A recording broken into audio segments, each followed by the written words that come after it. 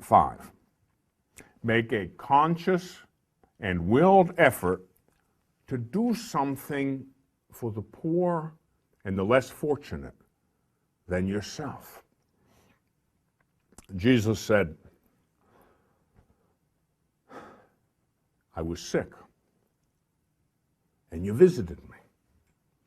I was a stranger, and you welcomed me. I was homeless, you housed me. I was hungry, you fed me. I was thirsty, you gave me something to drink. And they said, well, Lord, when did we ever see you hungry or thirsty or homeless or sick or a stranger and provide for your needs? And Jesus says, insofar as you did it for the least of my brethren, you did it for me. And insofar as you neglected to do it for the least of my brethren, meaning the poor and the disenfranchised, the elderly, the sick, and so forth, insofar as you neglected to take care of them, you neglected to take care of me. You see, Jesus united himself with all the poor and the suffering. We need to care about this. This year, do something serious, significant, for those less fortunate than yourself. It's a mandate. It's a gospel mandate. We have to. We have to. Visit the sick, shut-ins, people in nursing homes, maybe in your own family. So many elderly people are alone today. So many of them live in sad, lonely circumstances. No one to pay any attention to them, to comfort them. That's a crime. We need to do it. If we don't do it, who's going to do it? If Catholics and Christians don't care for these people, who will? No one will. And so this year, do that. You know, maybe it means dedicating an hour of your time to go to the local soup kitchen and feed the hungry. Right? Maybe it means going to the hospital to volunteer. You know, the candy stripers come to mind. Volunteerism is a very good thing. We need to do this. We need to care for those whose circumstances are not so great. You know, you and I might be there one day. You and I could be sick in the hospital. You and I could be elderly, you know. It's like my grandmother one day. She was 94 in a nursing home. She looked around and said, look at all these old people. Boy, she was the oldest one in the joint. Look at all these old people. She said, I'm the Lone Ranger. She'd outlived everybody, you know.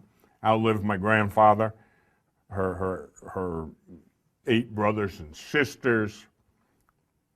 She was the last one. And I'm sure at times she was lonely. And we visited her. We tried to make her life better at the end. So little acts of kindness go a long, long way. 6, consider helping your parish in one of their programs. Be a lector, Eucharistic minister. You know, over the years I've had letters from people who have qualms about being Eucharistic minister. And I understand where the qualms come from. Certainly the Holy Eucharist is to be treated with the greatest of reverence. Certainly the deacon and the priest and the bishop, they are the ordinary ministers of the Holy Eucharist. Certainly. But you know, there are many, many places today where if the priest doesn't have help from the lay people to bring Holy Communion to various places, nursing homes, hospitals, jails, and so forth, the people will not get Jesus in the Eucharist when they need him the most, when they're in distress. Now, are you worthy to handle the Blessed Sacrament? No, you're not, and neither am I, and neither is anybody else. Nobody's worthy. The only one worthy is Jesus, but he shares his life with us. And so if your pastor, priest in your parish needs help don't be afraid to help them. You know, maybe you have different programs. You might have a ministry to the poor from your parish. Lend a helping hand. It could be in something simple, something humble. My Aunt Mary and my grandmother, they cleaned the floor. You know, they cleaned the rectory. They cleaned the church, right? Scrubbed the floors, right? Cooked for the priest. There's so many things that you can do to help your parish. The parish is the focal point of the church's life, really. The Eucharist, certainly, but the Eucharist, for most of it, that's in the parish. And so the parish is important.